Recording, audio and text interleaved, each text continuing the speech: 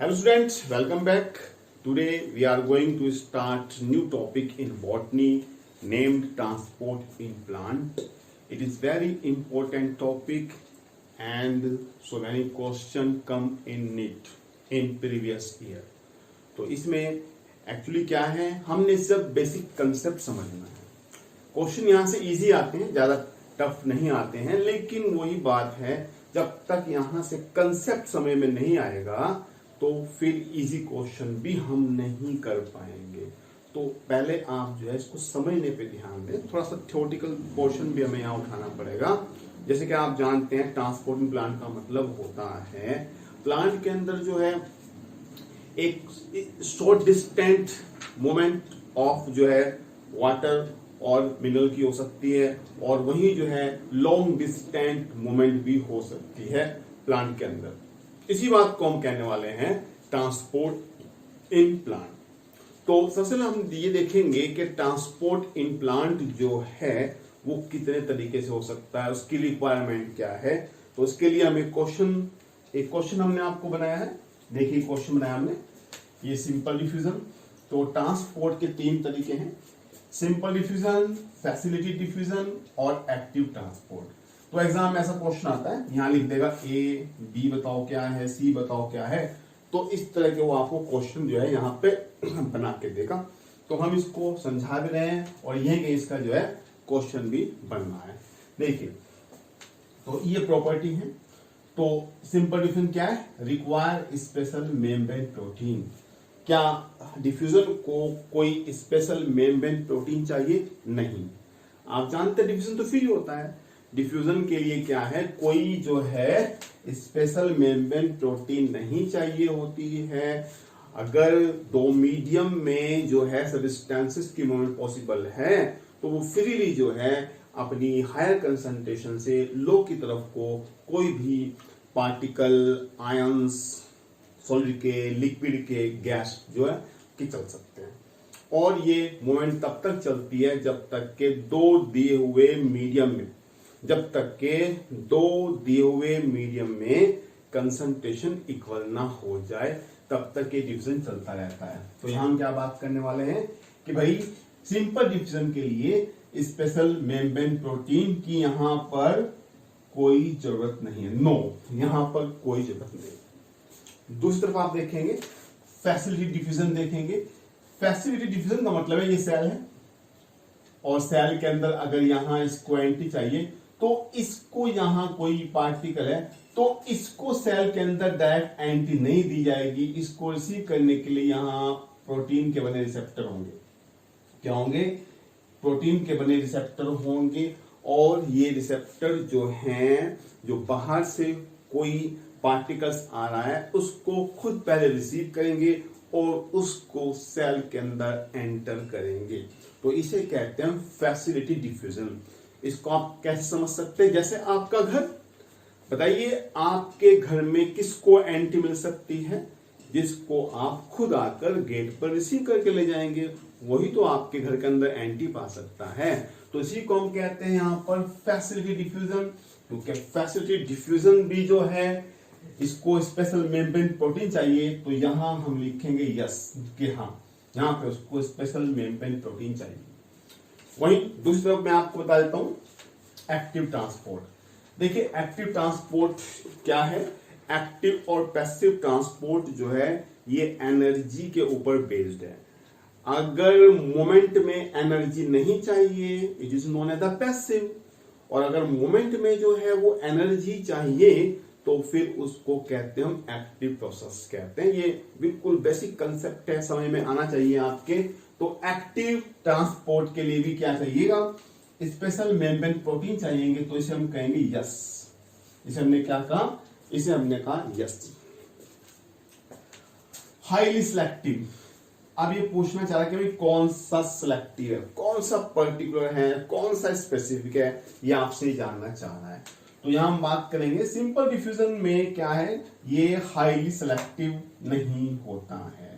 ये कोई highly selective नहीं है। जहां भी सब्सटेंसेस को जाने का मौका मिलता है, हाई कंसंट्रेशन से लो की तरफ को जाने का मौका मिलता है, वो चले जाते हैं और इसमें कुछ स्पेसिफिक नहीं होता है। इसी को हम कहते हैं डिफ्यूजन। क्योंकि फैसिलिटी डिफ्यूजन भी जो है एक टाइप का डिफ्यूजन है, लेकिन यहां पर जो है क्या चाहिएगा, हाईली सिलेक्टिव प्रोसेस होता है। फैसिलिटी डिफ्यूजन ऐसा नहीं है कि बहुत सारे सब्सटेंसेस के लिए जो है वो फैसिलिटी डिफ्यूजन होता नहीं।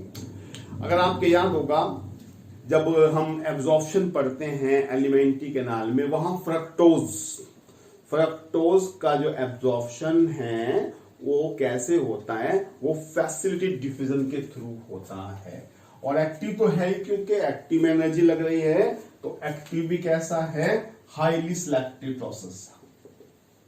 कैसा है ये, हाईली सिलेक्टिव प्रोसेस है। ठीक है, चलिए ये आगे आपके लिए बात। रिक्वायर्ड एनर्जी, बताओ किसको एनर्जी की जरूरत है और किसको एनर्जी की जरूरत नहीं है। तो यहां हमने आपको बता दिया है, जहां भी डिफ्यूजन होगा, चाहे वो सिंपल डिफ्यूजन हो, चाहे वो फैसिलिटी डिफ्यूजन हो, वो पैसिव प्रोसेस होते हैं। पैसिव का मतलब है यहां पर एनर्जी नहीं चाहिए। यहां पर क्या है, यहां पर नो एनर्जी, लेकिन क्योंकि एक्टिव में तो चाहिए एनर्जी, तो यहां पर क्या होगा, यस, यहां पर जो है एनर्जी चाहिए ही चाहिए। ये बहुत ही बेसिक कंसेप्ट है, एग्जाम में ज्यादा क्वेश्चन जरूर पूछा जाता है। ठीक है, एक बात मैं आपको और बता देता हूं कि फैसिलिटी में कोई भी सब्सटेंसेस हाई कंसंट्रेशन से लो की तरफ को चलता है। ठीक है, और इसको हम कहते हैं अलोंग कंसंट्रेशन ग्रेडियंट। क्या कहते हैं इसको, अलोंग कंसंट्रेशन ग्रेडियंट कहते हैं रूल के अकॉर्डिंग। लेकिन एक्टिव का पूछता है, एक्टिव में क्या होता है, क्योंकि एनर्जी चाहिएगी, तो जब एनर्जी चाहिएगी तो फिर ये जो है ये अगेंस्ट कंसंट्रेशन ग्रेडियंट होता है। इसमें कोई सब्सटेंस अपनी लो कंसंट्रेशन से हाई की तरफ को जो है वो मूव करता है। तो ये आपने बहुत अच्छे ढंग से याद करना है। अब हमारे पास में सैचुरेटेड, कौन सा सैचुरेटेड हो जाएगा और कौन सा जो है सैचुरेटेड नहीं होगा।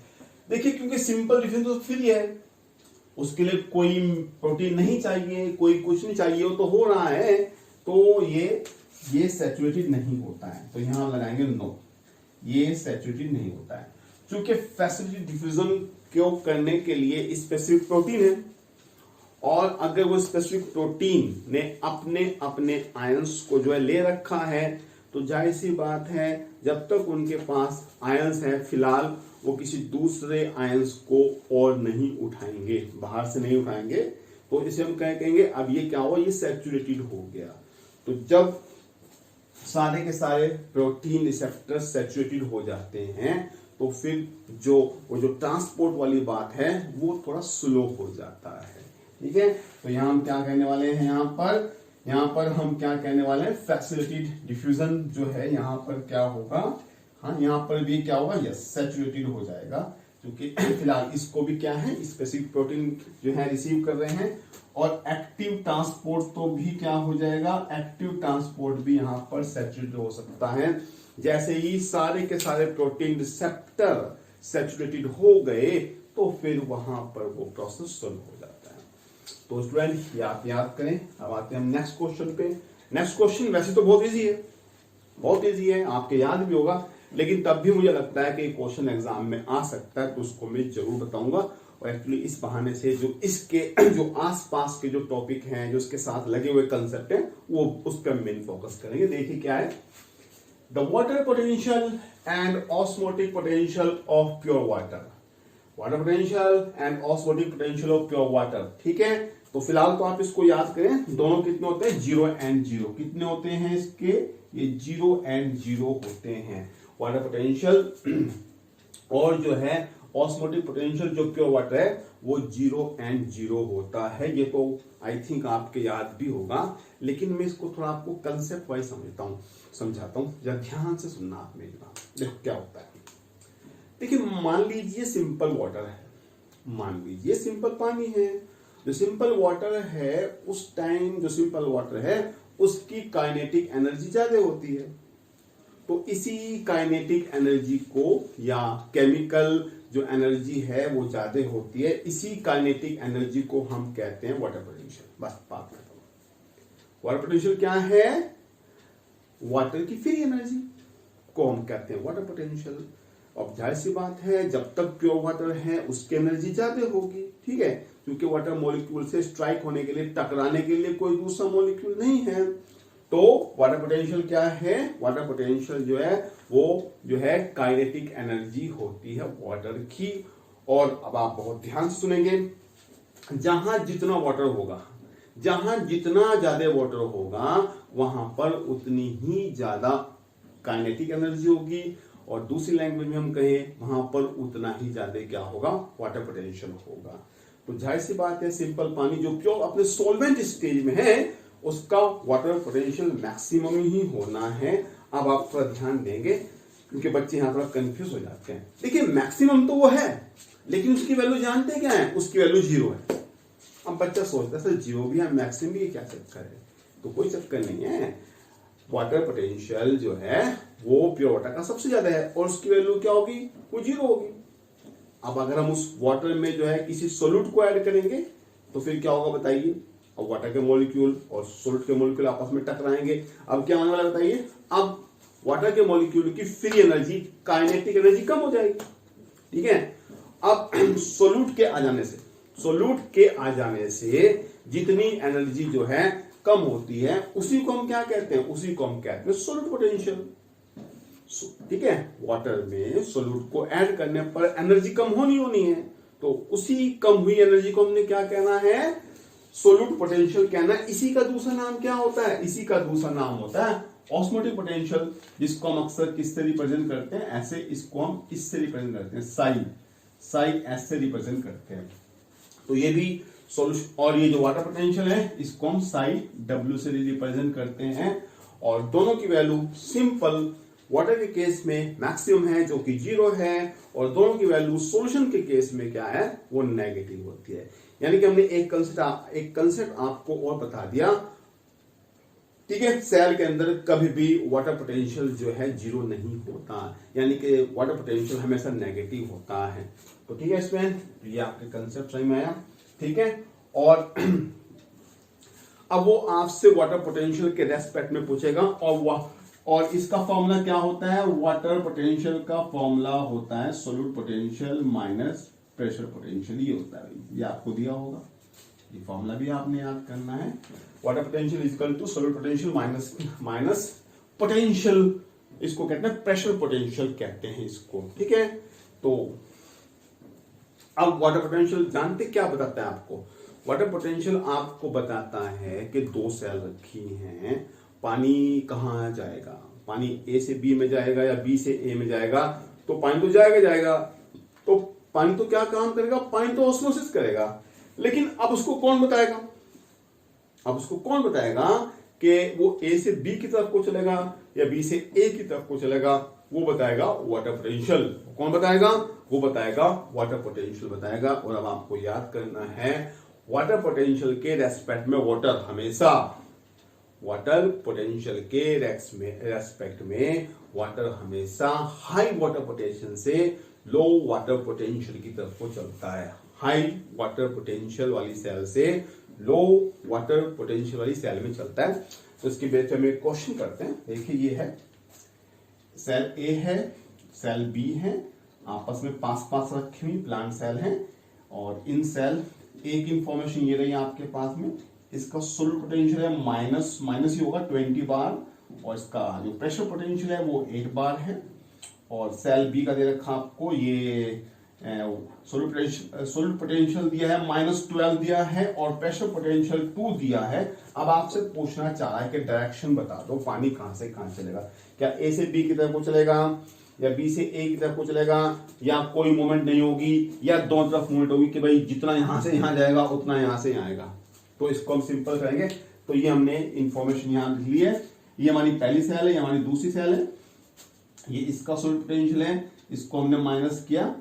तो इसको जब हमने माइनस किया, इसको इससे माइनस किया तो कितना आया? ये इसके अकॉर्डिंग ये -12 आया। और ये इसके अकॉर्डिंग कितना आया, -10 आया, क्योंकि माइनस में है। और आई थिंक आप अच्छे से समझते होंगे माइनस में जो चीज छोटी होती है एक्चुअली वो चीज बड़ी होती है। तो बताइए -12 बड़ा है या -10 बड़ा है? हाँ, -10 बड़ा है। तो फिर जो है तो पानी कहां से कहां चलेगा, पानी चलेगा B to A की तरफ चलेगा। तो ठीक है स्टूडेंट, कंसेप्ट आपने याद रखना है, वाटर पोटेंशियल के रेस्पेक्ट में पानी हमेशा हाई से लो की तरफ चलेगा। और माइनस में भी याद रखना है, बच्चे गलती कर बैठते हैं, माइनस में जो छोटी क्वांटिटी है एक्चुअली वो बड़ी होती है। तो 1 मिनट आपको वेट करना पड़ेगा, थोड़ा सा मैं इसको रब कर देता हूं थोड़ा सा। हाँ, तो स्टूडेंट नेक्स्ट क्वेश्चन हमारे पास में ये 2 चैम्बर हैं, यहाँ बीच में एक एसपीएम लगा दी गई है। एसपीएम आप जानते हैं सिर्फ वाटर की एंट्री को अलाउ करती है। ये है यहाँ पर सिंपल वाटर भरा हुआ है और ये जो डॉट डॉट है ये क्या है, सोल्यूट है। तो यहाँ भी सेम केस है, ये वाटर है और ये सोल्यूट है। तो अब आपको साफ साफ दिखाई दे रहा है कि यहाँ पर वाटर ज्यादा है और यहाँ पर वाटर कम है। यहाँ सोल्यूट जो है कम है, यहाँ पर जो है सोल्यूट के पार्टिकल कुछ ज्यादा ही है। मतलब आपने इससे डिसाइड कर लिया कि कौन सा क्या है, कौन सा हाइपर है। ये हो गया हाइपोटोनिक और ये हो गया हाइपरटोनिक, ठीक है। तो ए सॉल्यूशन हमारे पास में हो गया हाइपोटोनिक और दूसरा हमारे पास में हो गया है हाइपरटोनिक हो गया है। तो थोड़ा अब देखते हैं क्या है। The solution of which chamber has a lower water potential. आपके एनसीईआरटी क्वेश्चन है, कौन से चैम्बर में लोअर वाटर पोटेंशियल होगा। अब हम आपको बार बार बता रहे हैं वाटर पोटेंशियल कहां कम होगा। आपने सिंपल सा याद रखना है, जहां पर जो है वाटर जितना ज्यादा होगा, कंपेयर करें जहां पे वाटर जितना ज्यादा होगा वहां पर जो है उतना ही ज्यादा वाटर पोटेंशियल होगा। और जहां पर जितना जो है सोल्यूट ऐड हो जाएगा, जितना सोल्यूट ऐड हो जाएगा उतना ही वाटर पोटेंशियल धीरे धीरे धीरे कम हो जाएगा। तो बताएं यहां आंसर क्या आ गया है, कहां पर वाटर पोटेंशियल जो है कम हो जाएगा। बताइए कहां कम हो जाएगा, बस आपने ढूंढना है सोल्यूट कहां ज्यादा है। तो सोल्यूट तो यहां पर ज्यादा है, यहां पर ज्यादा सोल्यूट है। तो जब ये सोल्यूट वाटर के मॉलिक्यूल से टकराएंगे तो इसकी केमिकल काइनेटिक एनर्जी को कम कर देंगे। तो इसका आंसर क्या आ गया, बी। तो इसका आंसर आ गया बी आंसर आ गया इसका, ठीक है। नेक्स्ट क्वेश्चन इसी में, the solution of which chamber has lower solute potential। तो ये भी वही है, सोल्यूट पोटेंशियल का मतलब क्या है कि जब किसी सॉल्यूशन में जितना ज्यादा जो है सोल्यूट आ जाएगा उसका सोल्यूट पोटेंशियल उतना ही जो है कम होता चला जाएगा, ठीक है। तो लोअर सोल्यूट पोटेंशियल, तो किसका सोल्यूट पोटेंशियल जो है यहाँ पर जो है कम हो जाएगा। तो इसका भी आंसर क्या लगाएंगे, इसका भी आंसर जो है बी लगाएंगे, ठीक है। जितना ज्यादा वाटर में सोल्यूट ऐड होगा वो उतना ही ज्यादा क्या होगा, उसका जो है वो डिक्रीज हो जाएगा, ठीक है। ऐसे याद करना है। अब पूछ रहा है in which direction osmosis will occur. No moment A to B, B to A या दोनों तरफ चलेगा, बताइए। तो यहां आपने क्या समझना है, आपको जानते हैं ऑस्मोसिस क्या है। ऑस्मोसिस एक टाइप का डिफ्यूजन ही है, लेकिन इसमें क्या होता है, इसमें ओनली सॉल्वेंट के मॉलिक्यूल चलते हैं। कहां से कहां चलते हैं बताइए, less concentrated solution to high concentrated solution के एस्पेक्ट में। तो आपको पता है ये हाइपो है, ये हाइपर है, ये क्या है डाइल्यूट है, ये कंसंट्रेटेड है। यहाँ पर क्या है लेस कंसंट्रेशन है, यहाँ पर हाई कंसंट्रेशन है। तो ये वाटर के मॉलिक्यूल क्या होंगे, वाटर के जो ये वाटर के मॉलिक्यूल आपको ये यहाँ से वाटर के मॉलिक्यूल यहाँ, वाटर के मॉलिक्यूल ये हैं, जहां पे कुछ नहीं बनाया वो वाटर के मॉलिक्यूल हैं, ठीक है। ये तो सोल्यूट के हैं, ठीक है। तो वाटर कहां से कहां मूव करेगा बताओ, वाटर जो है वो A to B चला जाएगा, तो यहाँ पर आ गया। और इसी को हम कहते हैं ऑस्मोसिस है। कब तक ये चलता रहेगा, जब तक दोनों मीडियम में जो वाटर की कंसंट्रेशन कांस्टेंट ना हो जाए तब तक ये चलता ही रहेगा, ठीक है। एक ऐसे क्वेश्चन आपको दिया गया है, which of the following has maximum water potential. बताइए इसमें किसका सबसे ज्यादा वाटर पोटेंशियल किसका सबसे ज्यादा होगा। तो ये सॉल्यूशन 1M सॉल्यूशन है, ये NaCl सॉल्यूशन है, ये 0.05 NaCl सॉल्यूशन है। बताइए किसका होगा तो आप समझ गए होंगे, अरे भाई सिंपल जो वाटर होगा उसका ही वाटर पोटेंशियल हमेशा ज्यादा होने वाला है, क्योंकि उसकी काइनेटिक एनर्जी सबसे ज्यादा होगी। तो इसका आंसर क्या लगाएंगे आप? इसका आंसर लगाएंगे प्योर वाटर। प्योर वाटर का ही सबसे ज्यादा, वो अलग बात है, इसकी वैल्यू 0 है, ये एक अलग बात है। ठीक है स्टूडेंट, अब एक नया क्वेश्चन है आपके लिए, ये केमिस्ट्री में आता है। Which solution possess greater kinetic energy in water? आपको 3 सॉल्यूशन दिए हैं, 1 2 3। पहला सॉल्यूशन है 1m NaCl, दूसरा सॉल्यूशन है 1m ग्लूकोज, तीसरा है 2m BaCl2। इसमें यहाँ वाटर नहीं दिया, सब सॉल्यूशन दिए हुए। ठीक है, तो अब ये पूछा, बताइए किसमें काइनेटिक एनर्जी सबसे ज्यादा होगी? आप जानते हैं NaCl क्या काम करता है? NaCl अपने आयंस में टूट जाता है, तो एक आयन यहां से आएगा, एक आयन, तो ये इसकी कंसंट्रेशन 2m हो जाएगी। अच्छा, ग्लूकोज के तो आयंस बनते नहीं, तो इसकी कंसंट्रेशन क्या रहेगी? 1m ही रहेगी। ठीक है, और इसमें तो और ये आप जानते हैं BaCl, तो यहाँ तो बहुत ज्यादा इसके आयंस बन जाएंगे। ठीक है, यहाँ Ba का भी आएगा, Cl के भी यहाँ दो आएंगे, तो यहाँ तो बहुत ज्यादा इसके आयंस बन जाएंगे, मतलब यहाँ तो बहुत ज्यादा क्या है, यहाँ पर सोल्यूट के पार्टिकल आ जाएंगे। ठीक है, अब आपको पहचानना है कि इसमें किसमें जो है ग्रेटर काइनेटिक एनर्जी सबसे ज्यादा होगी। तो आपको बताइए, जहां वाटर सबसे ज्यादा होगा वहीं पर जो है काइनेटिक एनर्जी सबसे ज्यादा होगी। अब यहाँ सिंपल वाटर तो नहीं दिया जैसे उस क्वेश्चन में दिया था, अब तो सब सॉल्यूशन है। तो अब आपने क्या रखना है, याद है कि जहां पर जो सॉल्यूशन कम कंसंट्रेटेड होगा वहां पर ज्यादा वाटर होगा। ठीक है भाई, ठीक है, तो वहां पर ज्यादा वाटर होगा। अब जहां ज्यादा वाटर होगा वहां काइनेटिक एनर्जी ज्यादा होगी। तो देख लो कहां कौन सा जो है कम कंसंट्रेटेड है। यहाँ तो 2m बन गए, यहाँ 1m बन गया, यहाँ तो और भी ज्यादा m बन गए। तो ग्लूकोज 1m ग्लूकोज का जो सोल्यूशन है उसकी फिलहाल काइनेटिक एनर्जी बाकी के 2 सोल्यूशन की कंपेरिजन में ज्यादा हो गई है, क्योंकि यहाँ पर अभी भी क्या है, जो सोल्यूट है उसकी कंसंट्रेशन कम आ गई। तो इसका आंसर क्या आ जाएगा? B glucose. ठीक है स्टूडेंट, नेक्स्ट क्वेश्चन बहुत इंपॉर्टेंट है, ये आप समझने की कोशिश करें, थोड़ा सा देखिए, ये पढ़ेंगे यहाँ पर। नेक्स्ट क्वेश्चन बहुत इंपॉर्टेंट है ये। इफ ए सेल एक सेल है विद डीपीडी, इसका 4 है, 4 बार डीपीडी है, इज कनेक्टेड टू सेल, ये दूसरी सेल से जुड़ी हुई है, BCD सेल से जुड़ी हुई है, और इन तीनों सेल की उसने क्या दी है? OPTP दे रखी है। कैसे है? B की ये है, C की ये है, और D की ये है। क्या दे रखा है आपको? ऑस्मोटिक प्रेशर और जो है टर्गर प्रेशर की वैल्यू आपको दे रखी है। तो ए सेल A है, ये B है, ये C है, ये D है, सिंपल सी बात। ठीक है, अच्छा आपके फोन में याद है DPD is equal to OP minus TP होता है ना, DPD is equal to OP minus TP, और DPD क्या होता है? Diffusion pressure deficient. और एक तरीके से जो DPD है वो भी क्या काम करता है, वो भी ये बताता है कि वाटर कहां से कहां चलेगा, वो भी यही बताता है। ठीक है भाई, वाटर तो चल जाएगा ही एक सेल से दूसरी सेल में, लेकिन इसको कहते हैं ऑस्मोसिस, लेकिन उसके ऊपर फोर्स कौन है? DPD। और आप याद कर लें, DPD के रेस्पेक्ट में वाटर हमेशा लो DPD से हाई DPD की तरफ चलेगा। ठीक है, लो DPD से हाई DPD की तरफ को चलने वाला है। तो इसकी DPD 4 है, इसकी जो DPD निकाली हमने OP4 TP4, 4 में से 4 माइनस हुआ तो 0 बचा, तो इसकी DPD कितनी आ गई? इसकी DPD यहां पर आ गई 0 आई। ऐसे हमने C की DPD निकाल ली, DPD equal to OP minus TP, 10 minus 5 तो यहाँ 5 आ गई, और ये 10 माइनस 6 तो यहाँ पर ये आ गई है। तो अब बताइए कहां से कहां चलेगा? लो से हाई की तरफ को चलता है, तो सबसे कम को कहां है? सबसे कम तो 0 हुआ, यानी कि जो है वाटर यहां से यहां भी जाएगा, यहां से यहां भी जाएगा, और यहां से यहां भी जाएगा। तो वाटर कहां से कहां जाएगा? B to A, C and D।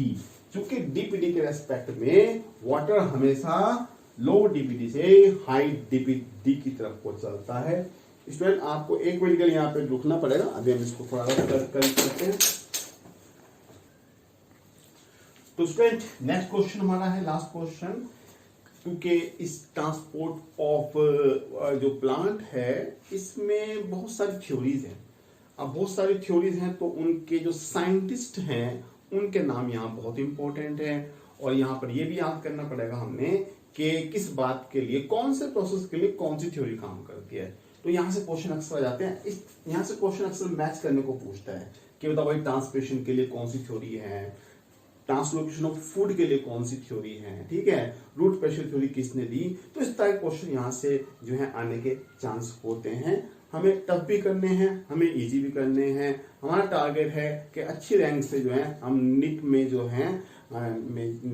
है हमारी अच्छी रैंक आ जाए और हमें एक गवर्नमेंट सीट मिल जाए। हमारा टारगेट ये है। तो इसमें हम ये नहीं है कि टफ ही क्वेश्चन करें, हम इसमें इजी भी करते हैं और टफ जो जैसा भी है, सब तरह के क्वेश्चन आते हैं एग्जाम में। तो देखिए सबसे आपने याद करना है सिंपली वाटर एब्जॉर्प्शन। अगर पूछे वाटर एब्जॉर्प्शन ज्यादातर पैसिव होता है, मतलब वाटर एब्जॉर्प्शन के लिए दुनिया में कौन सी थ्योरी काम करती है, पैसिव थ्योरी काम करती है रफली, ठीक है।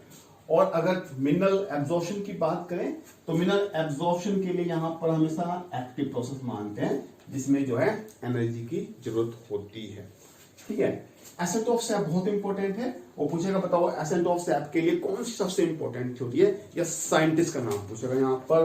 तो एसेंट ऑफ सैप की जो थ्योरी है वो है ये वाली, ये है transpiration pull theory given by the Dixon and Jolly. याद करना है डिक्सन एंड जॉली ने जो है ट्रांसपिरेशन पुल थ्योरी दी थी, transpiration pull and cohesive force theory इसे कहते हैं। और ये जो है, ठीक है, ट्रांसपिरेशन के लिए कौन सी थ्योरी चलती है दुनिया में, ट्रांसपिरेशन के लिए थ्योरी चलती है पोटेशियम मैलेट थ्योरी। कौन सी थ्योरी चलती है, पोटेशियम मैलेट थ्योरी। इसको देने वाले साइंटिस्ट का नाम था लेविट, इसको लेविट नाम के साइंटिस्ट ने बताया था, ठीक है। ट्रांसलोकेशन ऑफ फूड, फ्लोएम आप जानते हैं ना, फ्लोएम का जो है जो फ्लोएम है वहां से फूड का ट्रांसपोर्टेशन होता है। और वो कैसे होता है, इस बात को हम कौन सी थ्योरी से समझते हैं, ये है मास फ्लो, ठीक है, फ्लावर नहीं, मास फ्लो, ठीक है। ये है mass flow hypothesis given by the Munch. Scientist का यहाँ नाम था मुंच था। इन्होंने जो है ये बताया कि कैसे फ्लोएम से जो है फूड का ट्रांसलोकेशन होता है। हम भी बताएंगे आपको नेक्स्ट वीडियो में। और एक है रिंगिंग या गर्डलिंग एक्सपेरिमेंट, पहले याद करेंगे, ये दिया था हर्टिग नाम के साइंटिस्ट ने रिंगिंग और गर्डलिंग एक्सपेरिमेंट किया। तो रिंगिंग और गर्डलिंग एक्सपेरिमेंट जो है वो दो बातों को जो है प्रूव करता है। पहली बात क्या प्रूव करता है, पहली बात ये प्रूव करता है कि भाई जो वाटर का ट्रांसलोकेशन है वो जाइलम से होता है। और जो दूसरा ये बहुत इंपॉर्टेंट बात प्रूव करता है कि जो फूड का जो ट्रांसफर होता है, जिसे ट्रांसलोकेशन कहते हैं, वो फ्लोएम से होता है। तो ठीक है स्टूडेंट, आज इस वीडियो में हम इतना ही करते हैं। नई वीडियो में और नए क्वेश्चन लेके आएंगे आपके लिए। तब तक के लिए goodbye and thank you very much.